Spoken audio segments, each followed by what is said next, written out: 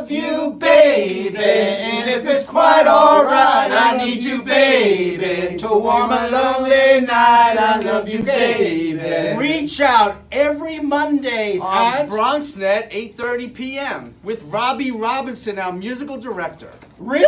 Yeah. No! Yes. Robbie Robinson? Yeah. Frankie Valli's guy? Yeah. Not bad. Listen, check your local listings for the time. Thank you, Ralph. You're welcome.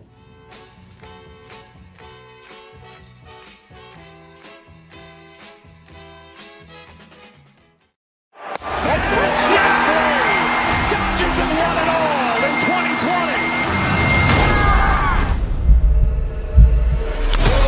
I ain't gonna say it twice. You don't wanna pay the price. Man, I put that on my life. Look at what I sacrificed. We on fire, think I might need put on ice. Ooh, nice. I think they finally gonna pay me right. Like, oh, I am going long like I am quarterback, yeah. And y'all are falling short, you gonna hit the ground here. And now I'm getting gone, y'all can watch me disappear. I just gotta make this clear, make sure that y'all aware.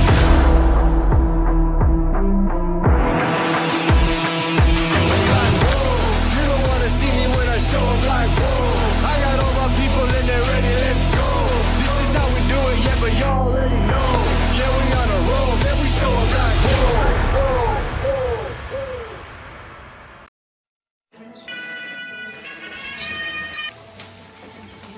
Hello, John. Hey, quick question. Are you a Phillies fan now? Since you guys couldn't get Cliff Lee and he went to Philadelphia for less money. First of all, Yankee fans don't consider Philadelphia to be a legitimate sports town, John. You know that. I'm worried for you. are you prepared for what's coming? It's going to be the worst misery you've ever experienced in the history of this rivalry. John, for the last time, this is not a rivalry. Just like fire doesn't have a rivalry with kindling. Lawnmowers don't have a rivalry with grass. America doesn't have a rivalry with Costa Rica. Let me ask you something seriously, though. How are you a Yankees fan at all? It's like being a huge fan of fascism. No, it's like being a huge fan of winning, which we do relentlessly. Not this year, man. Not this year. Classic Red Sox fan. Go ahead, celebrate in April. We'll dance in October. You will be dead in October. Was that a little too much? I think you know it was. Sorry, I just got really worked up. We all do.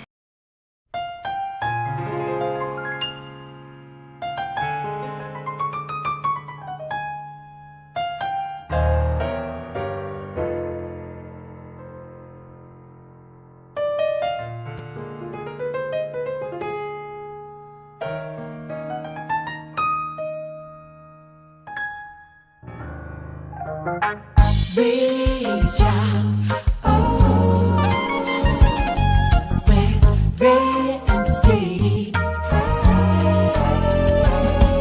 Reach out, with Ray and Steve.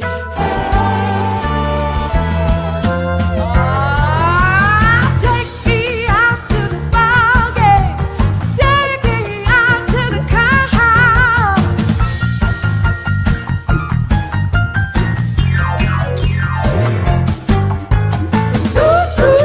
For the home team, if they don't win, it's a shame.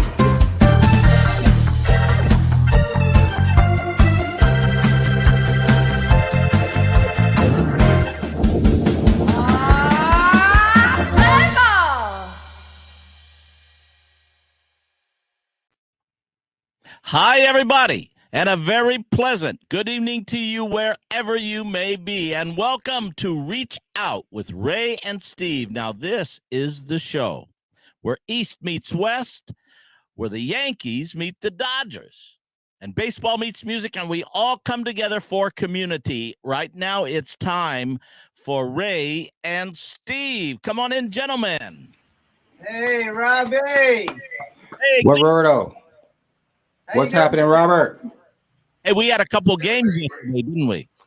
Yeah, it's looking good. We had a busy weekend, the Dodgers and the Yankees, and we still got that chance, Robbie. The Dodgers can still play the Yanks. We're right there. 1 second.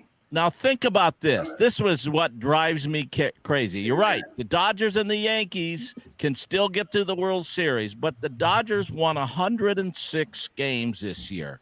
106 games this year, and they came in second place. How crazy is that? Well, you know what? And we're disappointed. We're disappointed that we only won 106. I have some tissues for you, Robbie. We're not feeling too bad for you. Nice. So one bad bounce, Robbie, Wednesday night. It could go either way, right? It sure could. Hey, what do you think about this? Dodgers have a 37-year-old pitcher going for them, and the Cardinals have a 40-year-old pitcher. Who said it's a young man's game? I know. And Ray, we had a challenging weekend, but we got that one run in the bottom of the ninth, so we in it against the Red Sox. Well, all I know is on the line with us right now is a legendary Yankee. On the line with us right now is a legendary Yankee and a guy who knows about these wars at Fenway Park, and his name is Mickey Rivers. Oh, yeah, and baby. Mickey Rivers, are you there? Yes, sir, I'm here. How's everybody doing tonight? Oh, yeah. I just can't wait till tomorrow night. Well, all I know, Mickey, is big game for the Yankees tomorrow. I mean, how does the team prepare for such a game? Well, definitely. You know, they look real good last game. I watched the game last night, and they played real great. They got continuous that success by preparing themselves to be able to go back to Boston and do what they did on the last stretch of their winnings. They went to Boston last time in Boston. They swept them, but they played great. Well, playing good. Mickey, I got to ask you. I mean, history sort of repeats, and I'm asking you. In 1978, we had that giant playoff game. It was one game elimination. I mean, how did you deal with it? Were you nervous the night before? I mean, how is tonight for those players, for Gio Urshela, for Gleyber, for those guys? How were you that night before, Mickey? As for me, you know, that night, you know, I had prepared myself because, you know, I'm always going to Boston, and I look to have a great series going into Boston. So, you know, that was nothing for me because I was ready. I was ready for that. I know when tomorrow shines, the day shines, I'll be ready to go and make good that night. Now, let me ask you, Ron Guidry the night before, how nervous would he have been? Well, you know, Gator always stay nervous, but he goes out and continues to do his successful pitching as he always did. And now let me ask you, Thurman Munson, our leader, our captain, how would he have been that night before, Mickey? You was with him. I tell you what, he was a great person. Not only that, teammate and players. Everybody just picked for him as to say he was the captain, but other sides that, but knowing him in and out, because you know our relationship wasn't good. Our relationship got better as the time progressed in the season. You know, we got better, and the relationship got better. So therefore, he continues to help me, and you know, well, no, not to tell you, you know, he always wanted to see me do good anyway. He didn't care what I did. He always pulled for me. Now, Mickey, tomorrow, how does Gio Urshela, who just got banged up really bad yesterday, diving into that dugout, per se, he wants to play even though he may be hurt, etc. What do you say to a player like that? Well, for Gio, he was a great player. So he learned and he's looked at everything surrounding him, and he know what his job got to be done. He know he wasn't playing from the start, but now he got that opportunity chance to make that start lineup, and he know what he got to do. For me knowing him as him, I know he's ready to go. He can't wait till tomorrow. A lot of these guys can't wait till tomorrow. Now, let me ask you, you get into that clubhouse tomorrow and you get the reporters like the Kevin Kernans and guys like that, the veteran guys who they just want to hear their answer. They don't care. They want to get whatever they can out of Mickey Rivers, especially Kernan. How did you handle that, knowing that you got to play such an important game? What would you say to Kevin Kernan? Well, you know, since we loved Billy, and Billy was one of my idols, and hard as he was on everybody, you know what, I could handle the clubhouse. Now I can handle Kevin. Kevin know that when I say something, I'm going to mean it. He know when I say I'm gonna go out there and give 100%, and I make sure we be in the lead no matter what, or whoever we put in. He know the job gonna be done that way. Now, would you get pissed off with a Kevin Kernan if he got a little bit too deep? Well, he always gonna get a little deep, but I know how to handle that situation. You know, I get what he wants, and that's why he was successful, and I was successful with him. Where we collaborate and doing all every little thing. He knows I'm gonna say what I got to say, and it didn't hurt me in no kind of situation because I'm gonna tell him facts, and he gonna know. Now, would you tell him where to go if he got too deep, Mickey? Well, Ray, this is some setup you got here going on. Yeah, you're like. Well, you know, and me the humble guy, you know, I give him a break. I always give him a strike. Wow. So I give him a strike. I can't wait to get him on the phone in a little bit. He's coming on in a few minutes. I want to see what his take on this is going to be. Hey, Hardy, and Mickey Rivers' nickname, I mean, on the Yankees, everybody would have a nickname, and Paul Blair gave Mickey the nickname Hardy. Why did they call you Hardy, Mick? Because he know I definitely learned a lot from him, learned a lot from Roy, and these guys. You know, I wasn't Fred. See, this is what I want the guys not to be. I don't want these kids to go out there and be Fred or not doing nothing. I want them to Fred just take that opportunity chance and go out there and play the game like they normally play the game. That's the key thing. They try to take something else on the side and try to compensate this and this and that, and don't have to do that. Do the same thing got you there. That's old Brett Gardner. I say, you know what got you there? Speed. You can't do that, but you try to compensate that every now and then. I ain't get off this, but every now and then you got to drop the butt no matter what. I know your legs short, you can't run, but you still got to do the same thing that got you there, what you started. Don't stop because somebody else say something. And that's my key thing for my philosophy. Go out there and do what you've been doing.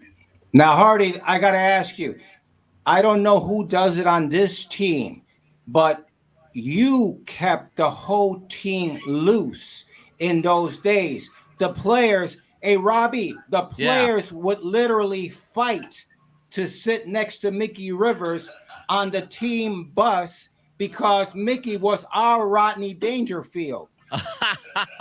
Hey, can Mickey hear me or not? He can't hear you. That's the problem. Well, tell him I'm really mad. I'm still mad at him 40 years later for beating up on us in 1977-78. During the time, they'll be feeling the same way too. You know, I think these guys feel the same way.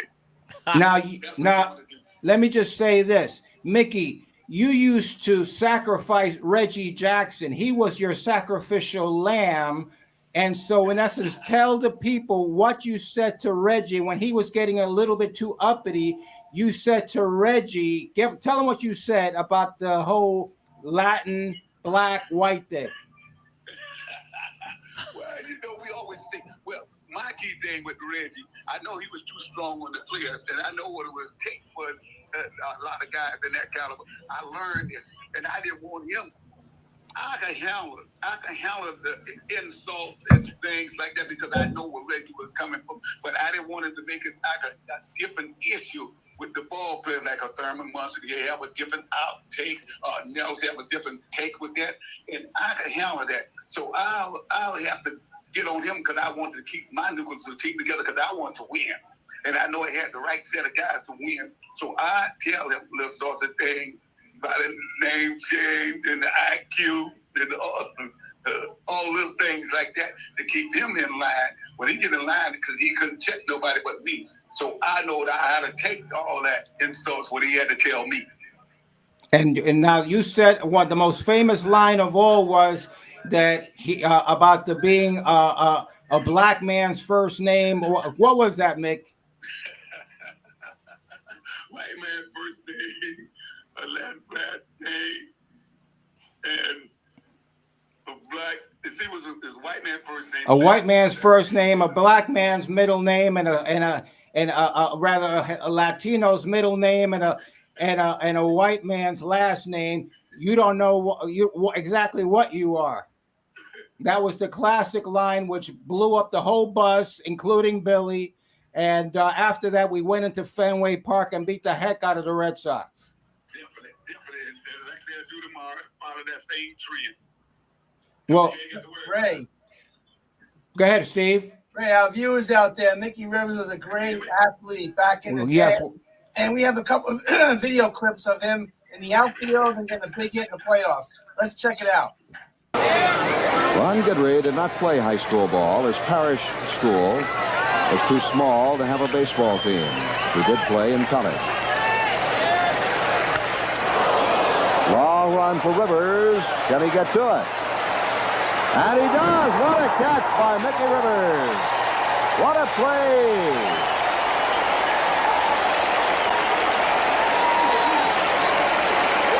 Here's Rivers again. He's got a beat on the ball. He's working on a bad left leg, a pulled hamstring, and Rivers, with his back to home plate, has to veer back. Right back up the middle, base hit. And Dent heading home as the throw comes in. The Yankees lead 3-0. Billy Martin wants this ball game, Frank.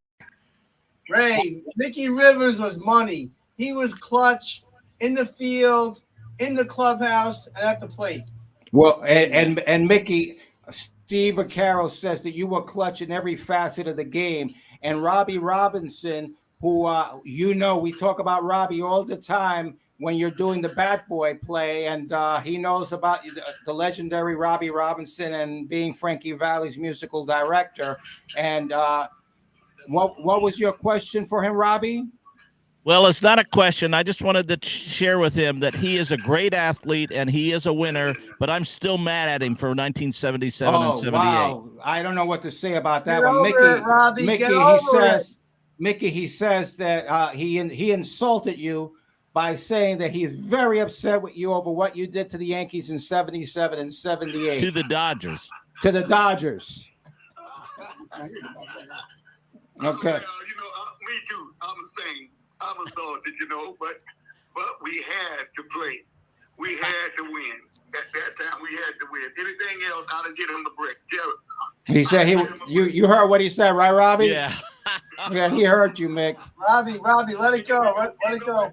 I saw who I like, who I wanted to have a chance to play with. It was like a Fred Lynn guy.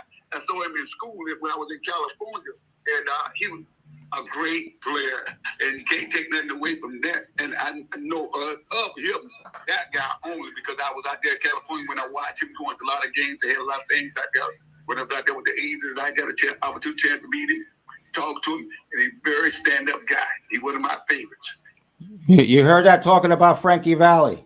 Yep. No, Mickey's a class act.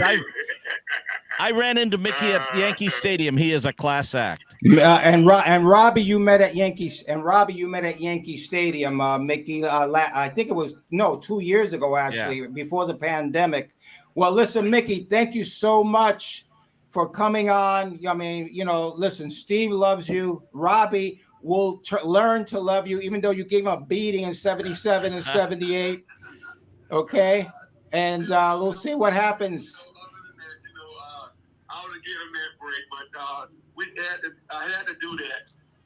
Oh, well, and the other guy, listen, who's watching this whole thing in disgust is Kevin Kernan. Okay, we'll have to throw him out of the clubhouse again real soon, Mickey. Yeah, we got to throw Kevin out of there. Okay, well, Mickey, thank you so much, brother. Thank you, Mick. Love you, man. No problem. Love y'all. All right. Wow, that's great. Let's bring Kevin Kernan on. That was some setup you had there, Frank. Boy, that's some beating Mickey gave you. I guess. You gotta love me. I wish we had a conversation where I could talk to Mickey. I know. That's what. But I next time you get him, because actually, I did a piece for Aaron Rodgers' website. Online sports data. And it's OSDB, data, online sports database. Sorry about that. But anyway, Mickey was key to the whole Bucky Dent at bat. Right. People forget this. Roy White told me this early in the year. Mickey, it was batting practice. Bucky was scuffling badly, in a slump. And Mickey went up to him and basically said, "Hey, try my bat." And this was doing BP. And this happened to be Roy White's bat that Roy got a batch of bats he didn't really love, and he gave him to Mickey. So Bucky uses the bat, feels good, says, hey, I'm taking this into the game tonight. He gets it in that crucial at bat, fouls the ball off his foot. He goes back. Gene Monahan's taking care of him. And what happens? Mickey looks over and says, hey, you're using the batting practice bat. Use the real bat. Use the gamer. And so he had the bat boy. And if you look at the video, you'll see the bat boy give a bat to Right. Bucky. I remember that. Yes. Next swing, he becomes Bucky Bleeping Dent. Home run. Wow. And Mickey had a great role to play in that because Mickey, and I know we kid all the time, and Ray set me up, but Mickey had an innate ability about the game that was incredible, and his awareness of seeing Bucky struggling and also Roy being aware of that as well, another great smart player, made a difference there. And then the Yankees win that game. I spoke to Goose just the other day, and the story's going to run on OSDB Sports, and he told me, and this is amazing. He said the feeling when he got to that game that day, never felt anything like it beforehand or afterwards. It was beyond electric. He said there was almost a constant low murmur that created a nervousness that was incredible. I know he admitted to me. He said, Kevin, I was nervous. Gator was nervous. Probably everybody but Mickey was nervous. And it brought out the best in them. And Goose to this day says that was the greatest game he's ever pitched in, the greatest game he's ever been involved with, and it is the classic baseball game. And now maybe we'll get a replay of this. I don't know if these two teams can do it again. Obviously, that's a lot to ask, but either way, it's going to be a fun night, Tuesday night, and looking forward to it. And Goose, he doesn't hold back. A lot of quotes don't make it rated, but he said we hated those guys. We hated them. They hated us. We didn't want to give an inch, but I'll tell you what, we respected them, and they respected us. And how about the play? Because Goose brought this up as well when I was talking to him. Lou Piniella made in the ninth inning when he stabbed at Jerry Remy's line drive. One of the greatest plays in baseball history. Gets no attention. And Goose says, right, Steve? You remember that play? Yeah. If that gets by, we lose. It's over. It's over. If that gets by, it's over. And also in the sixth inning, here's another great play people forget. Lou went deep into and this was in the blinding sun of right field. And again, I covered a lot of Yankee games there. 2004, sitting out in the auxiliary press box in right field. That sun is tough. But in the sixth inning, 2 outs, Rice hits a ball into the corner, same kind of situation. Lou makes a running kind of basket catch that saves the day, and then Bucky gets up. Roy White singles, Chambliss singles, Roy White singles. Bucky hits his 3-run homer. Reggie hits the big home run. I think in the 8th inning off of Stanley. They hang on, and what a game! That turned out to be the winning run.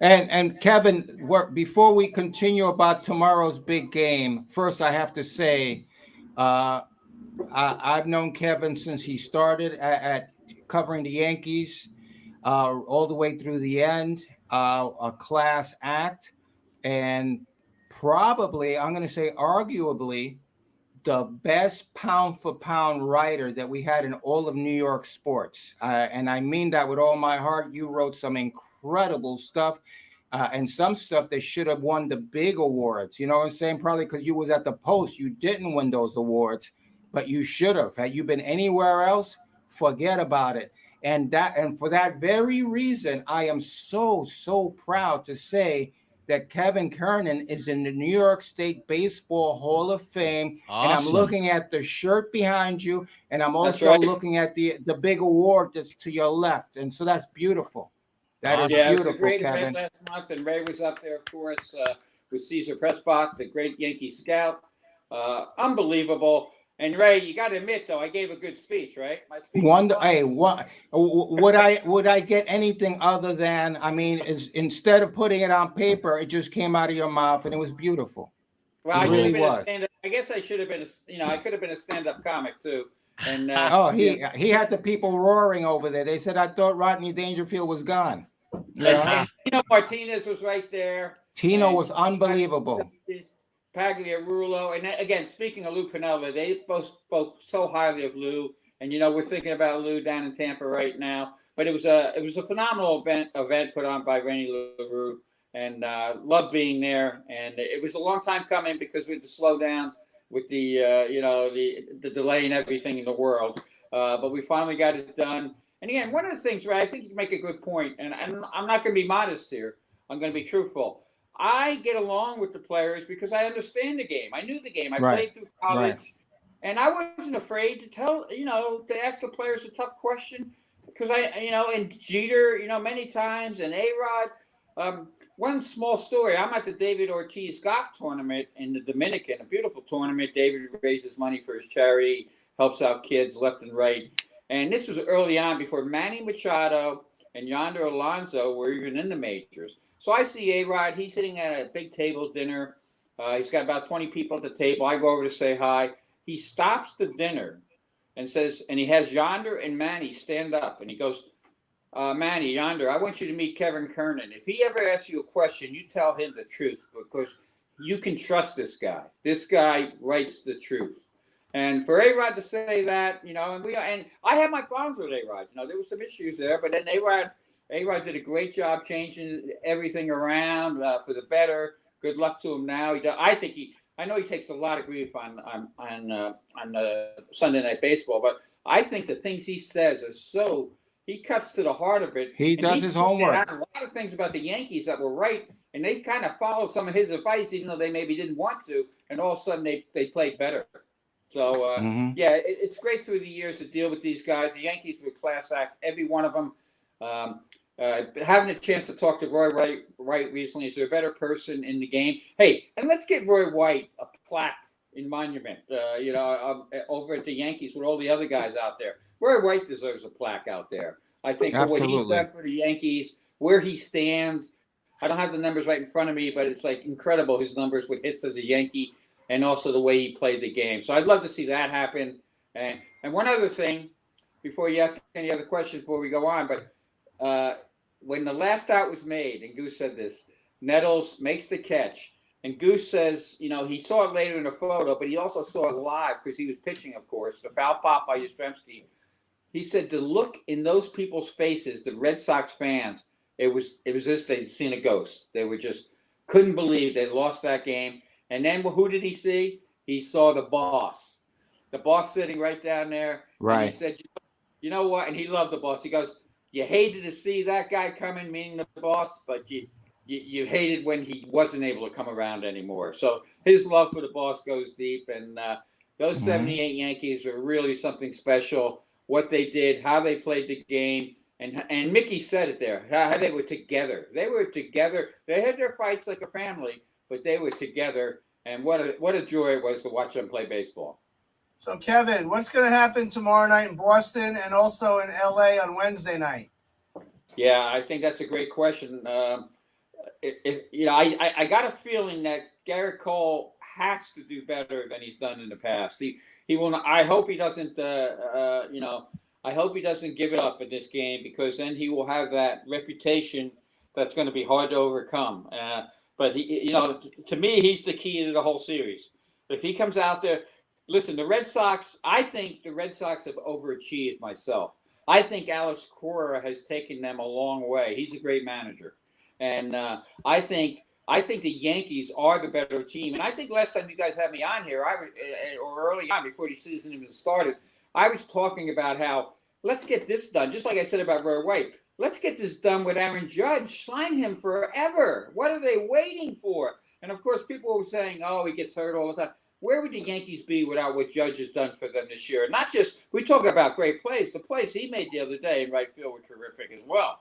So he gets the job done. So I think the Yankees will be. I think the pressure is off them that they squeezed out that one run.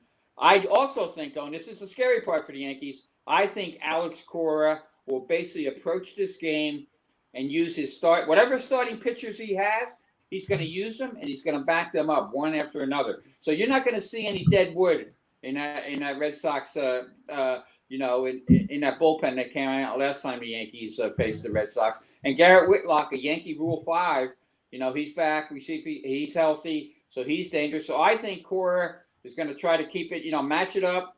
The old story, keep it tight. Whoever scores the first or second run, and go from there. I think it's going to be a really tight, low-scoring game, and I think the Yankees are going to be challenged because we're going to see a lot of different arms and their best arms. Because you can't just say Eovaldi's going to go 5 innings, 6 innings, 7 innings. I think it's going to be like a 3-inning deal, and then somebody else, even Chris Sale might be there. So it's going to be a true matchup because Cora. I texted with him earlier, and I know he's thinking outside the box already. Well, Now, I have Kevin, a question. go Let ahead. me throw it. I hate to tell you guys, but there's baseball outside of New York City.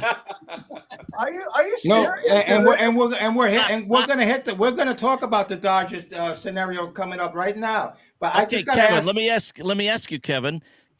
We have Scherzer versus Wainwright. What do you think of that matchup? How's that game going to go Wednesday? That's a great matchup. This is old school.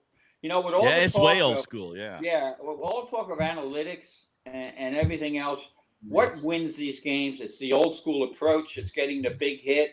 The other day, the Rays, and I give the Rays a lot of credit. They battled the Yankees in a series they really didn't have. They already had it pretty much locked. They had everything locked up. They were 0 for 11 with runners in scoring position the other day. I don't expect to see that again from the Rays down the road. The Dodgers, and it's one game. And let me say this about the Cardinals. I heard it from good, people in the know, some scouts I know, and some people that this Cardinals were struggling.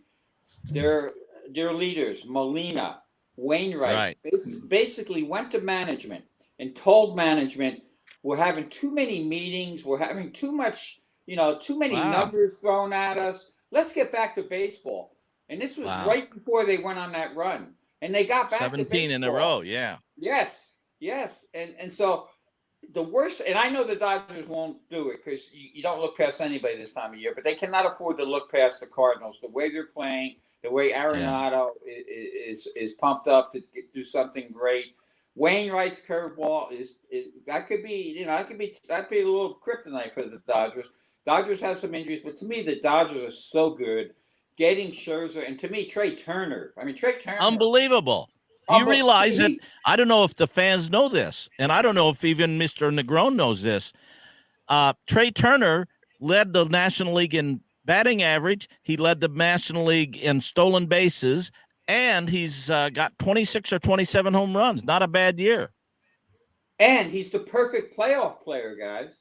He's a postseason player because you know what I've noticed when I watch a lot of games. I watch all the games and stuff. I noticed right away when Trey Turner got on the Dodgers, and he would either get on base, steal second, or get over to second base. Once he's on second base, Justin Turner, another great leader, much like we talked about some of the Yankee leaders.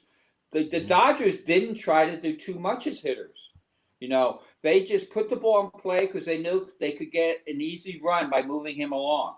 And so he gives you that same thing that Mookie gave them last year and will give them again. He gives you that base running acumen that has been lost in the game. So to me, I think Betts and Trey Turner will be the difference makers in this game from an offensive standpoint. And I think Scherzer will find a way, because he's Scherzer. I think, again, it'll be a tight game. Nobody beats Scherzer. No, but and here's the other connection that's kind of interesting. I know Stan Kasten from way back, a Jersey guy, president of the Dodgers. He's done a great job. He built the Braves. He helped build the Nationals, and he's done a great job over there with the Dodgers.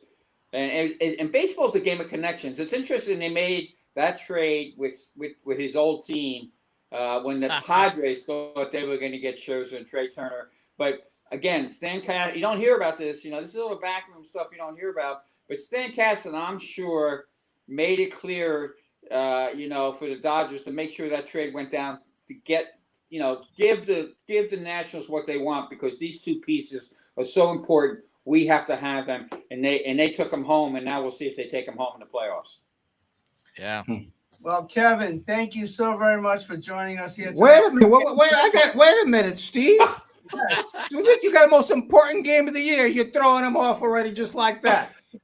First off, Kevin, I got to ask you, as a fan, as a baseball fan, when Gio Urshela went into the dugout yesterday, I mean, was that reminiscent of Derek Jeter back? Tell me what you thought.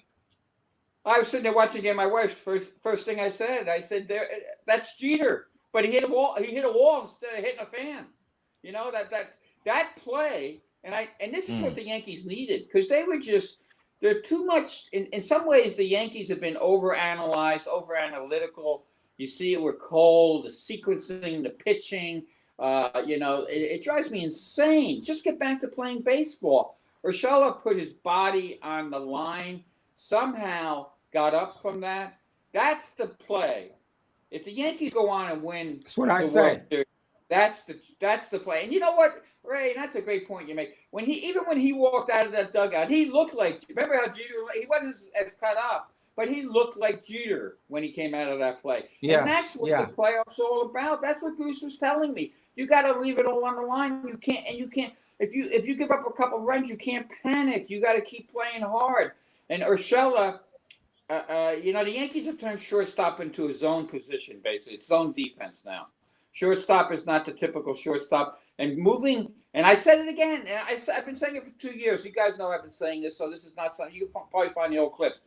Putting Gleyber Torres at shortstop was ridiculous. And I said it from day one. The first day I saw Gleyber Torres in Trenton, way back in Trenton, Double-A, I said this guy's either a third baseman or a second baseman.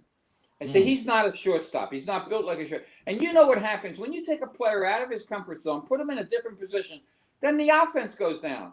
So Gleyber had a bad year, but it wasn't really Gleyber's fault. It was where they were playing him. Now you see him at second base. Boom, he looks like a young Cano. He's so graceful around the bag now, turning those double plays. Why reinvent the wheel? Just let these guys do what they can do. And that's why Urshela, I will credit them, because putting Urshela at shortstop was almost a move for two good reasons. It seemed to me at third base, Urshela, maybe the ball was getting on him a little quicker, but at shortstop, he can read things. And you also, you know how I always rip analytics. That play with Urshela, the only reason it happened was because they were in a stupid shift, and he had to come from second base and run full speed in the opposing dugout. And Ray, you've been around long enough to know you don't get help in the opposing dugout. You're on your own. You are on your own. Right. And the fella knew it. He played it out in his mind though, and picked out the opening and kind of took his chance. But if you're playing a normal or semi-normal defense, that's an easy pop up to catch. But he had to make the most. I would say that's the best play of the year. I really will. Okay, I'm going to let you go, but before we let you go, I'm going to make one quick statement and you respond to it. When Urshela was walking off and the players were so concerned, I had tears come down my face because I thought about Thurman, I thought about Nettles, I thought about Mercer, and I thought about that they play no matter what. Now respond to that. That's a great point. You could just see Munson, the hat on, dragging with the bad knees, getting it done. Same thing with all those players that you just mentioned. That's the Yankee way. That's how you play. Jeter carried that on. And Urshela, that was like a wake-up call to the Yankees. Like, we are the Yankees, and this isn't going to be given to us. We need to attack this. No matter what they were doing analytic-wise, if they're putting us out of position, we still got to make the play. We got to give up our bodies. We got to make sure we get the runner over, and you knew when they didn't walk Judge in that last inning, you knew they were going to get that run in. But I think that's a great point. That was old school. Old school wins everything. And, that's what we talk about all the time. I'll probably watch the game too. My son has the greatest pour your own beer place in St. Augustine, Florida. Augie's Draft, that's what I'm wearing here. So I'll be watching. No commercials. 20 off with nothing but commercials, Ray. That's your life. Thank you, Kevin. We're going to enjoy that game, and we'll see what happens. Bravo. Man, thank you so very much for everything you've done. Thank you, sir. Let's watch these games tomorrow and Wednesday night. Let's see if the Yankees and Dodgers have a chance to meet in that World Series.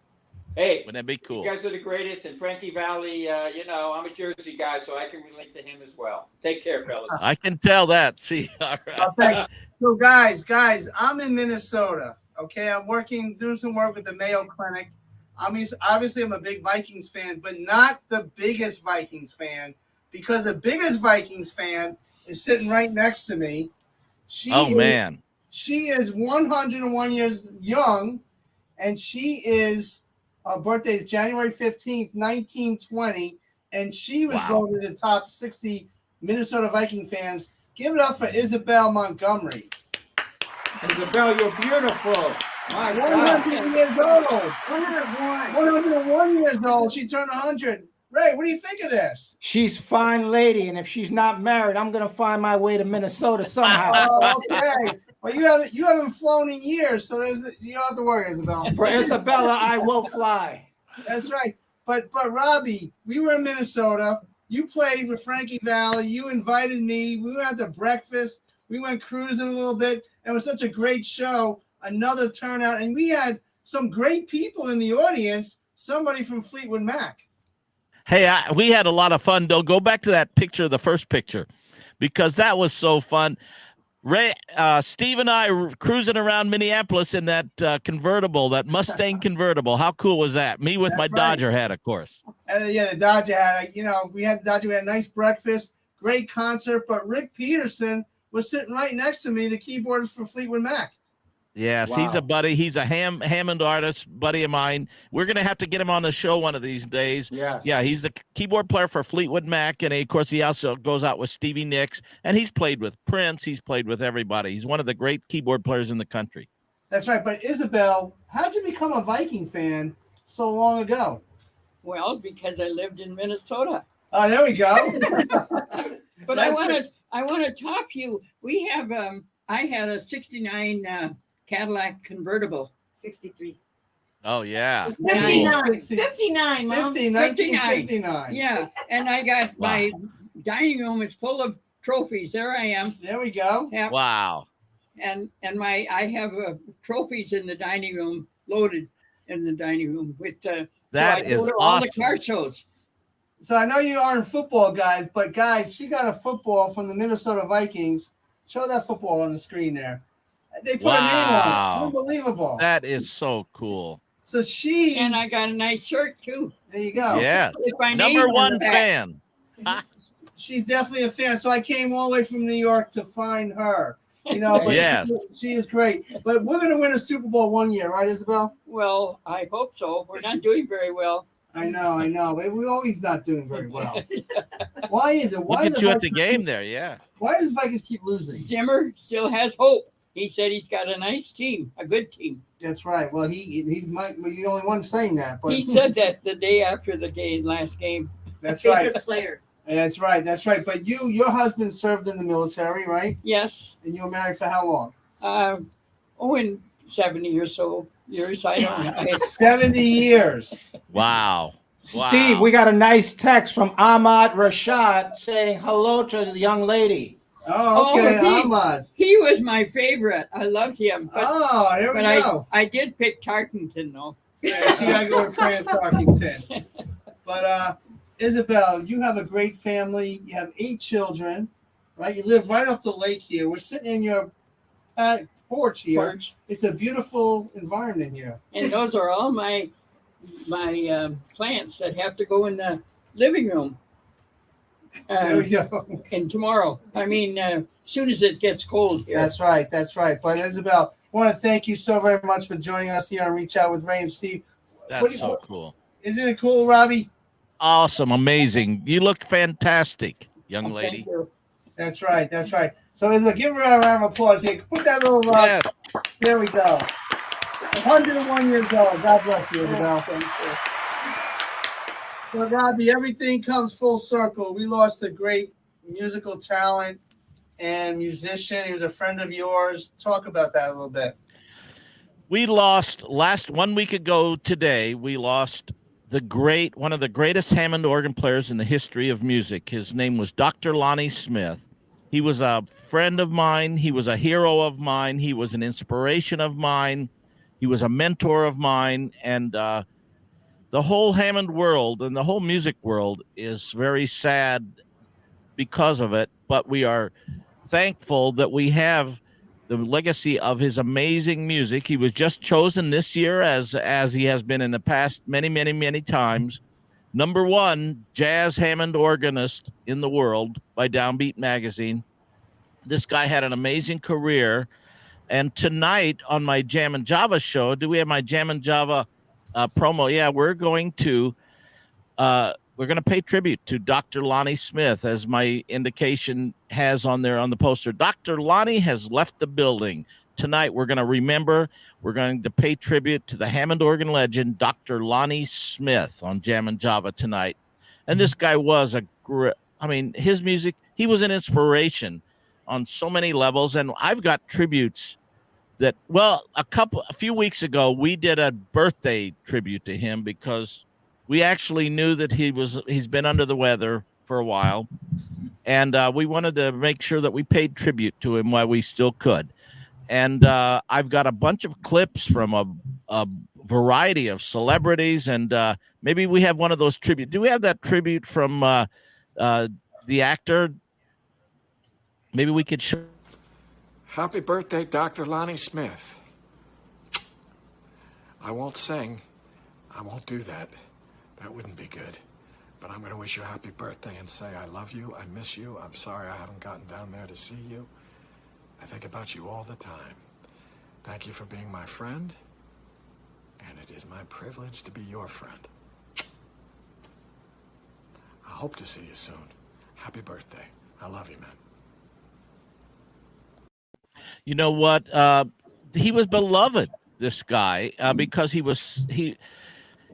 when he played, you felt his heart. You felt his passion. He was a very special. As a matter of fact, we have this Dr. B3 that shows about him. Can we play that one, Carmen? Do you have that one, Dr. B3? Do you really mean that, or are you? Yeah, that's the one. Do we have all that? Do you really mean that, or are you just playing that? I want to hear you. If it ain't nothing but this one note. He took it to another level and played things that nobody else even thought of. He can get sounds that you wouldn't think could come out of an organ. Dr. Lonnie is the Coltrane of the B3. There's no ego or contention in him until he sits down with the organ.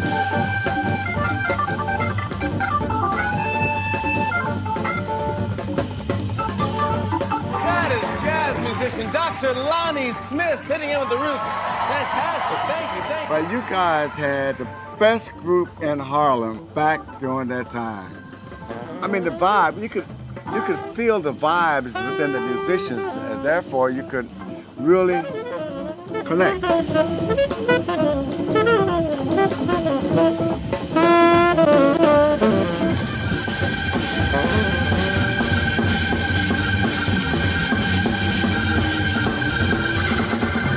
He taught me about all the other stuff that they don't teach in music school. You know, attitude and intent. And honesty. And how to get your soul out.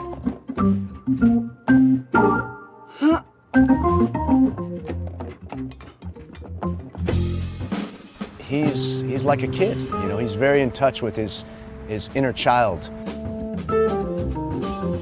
He's growing all the time, the way a child does. Those who aren't busy being born are busy dying, like they say. And Lonnie, he's being born all the time.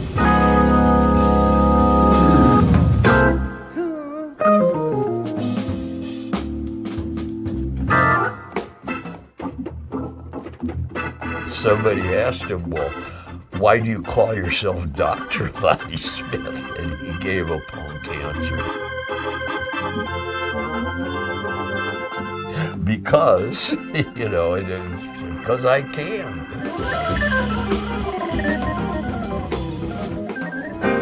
I've seen so much. I've seen so much in my lifetime. You got to really mean it. If you don't mean it, it feels good. It feels good to me when I even say it, you know? You got to really mean it. You really got to mean it when you play. You can't just be jiving, and that goes with almost anything you do in life. And I know that's what Derek Jeter felt. He didn't just dog it, did he? No. Robbie, during this pandemic, we've had a lot of great people on the show, and we've lost some great people too. Yes. When you found out the news that he passed away, how did it affect you? But also share with our viewers out there, our young viewers, what he meant to the world and as a musician, but also as a person. Oh, his heart was so big, and he never looked condescendingly on anybody, no matter what, of a musician or a person or anybody. I learned so much from this guy on so many levels. He and I would talk we talked a few times every week. He lived down in Florida. Whenever I would be down there, I would go out and hang out with him, and when he was out here for the NAMM shows every year for the Hammond stuff, we would hang out. Do we have do we have that Paul Schaefer clip? Here's what Paul Schaefer had to say about him. Paul Schaefer, yes. David Lemon's guy. Yeah. Do we have that, Carmine? Is that a yes or no? No, he doesn't have it. Oh, either of them. How about okay. Yeah, we have to share with our viewers out there. We had some technical problems. Facebook was down, Instagram was down all day today, so we had to backlog all our videos. But again, our viewers out there, we lost a legend, and your show tonight, Jam and Java, is going to be a great show because you're reliving his life, but you're sharing with your viewers what it's all about. Well, we do have one more clip. I just got to notice. Don Was. Now, a lot of people might not know that name, but this guy is one of the most famous record producers in the history of music. He's produced everybody, starting with the Rolling Stones. You probably heard of them, Ray, right? Just a little. And this guy is also the president of Blue Note Jazz, Blue Note Records, the great jazz label. And here's what he has to say about Dr. Lonnie Smith. Hey, Doc, it's your old pal, your record producer, and your label president, Don Was, wishing you a very happy birthday, man. I'm really grateful to Robbie and to Jam and Java for putting this birthday salute together and giving us all an opportunity to tell you how much we love you and how profoundly we respect you as a human being and as a musician. You're an innovative and deep genius, man. There's nobody who approaches the instrument the way you do, the way you paint moving pictures with the drawbars, the way you carve such a deep groove, the way you voice your chord clusters so brilliantly, the way you build a solo till explosions are going off, and the generous way you accompany and build other musicians' solos. And while all that's going on, you're simultaneously one of the best bass players on earth using just your feet and a little bit of your left hand. You're also one of the funniest people I know, and beneath all the bluster, you're one of the sweetest and kindest and gentlest people I know. But don't worry, we'll keep that our secret. It's a joy to be your friend, and making records with you over the last decade has been one of the great honors of my life. I'm really proud of the albums you've made for Blue Note, and on behalf of all of us at the label, we're wishing you many happy returns of this birthday and looking forward to many, many more records to come. Take care, man. We're thinking of you today, and we'll see you soon. Lots of love. July 3rd. And so we had this big birthday celebration, and I had, there must be 25 people who send in tributes to that thing. And so George Benson, I mean, on and on and on. And so this guy was beloved. And he does what Reach Out with Ray and Steve does in many ways. He did what Reach Out, and that is he carried it forward. Everything he did, he would love to mentor young musicians. He would love to share his wisdom with young musicians.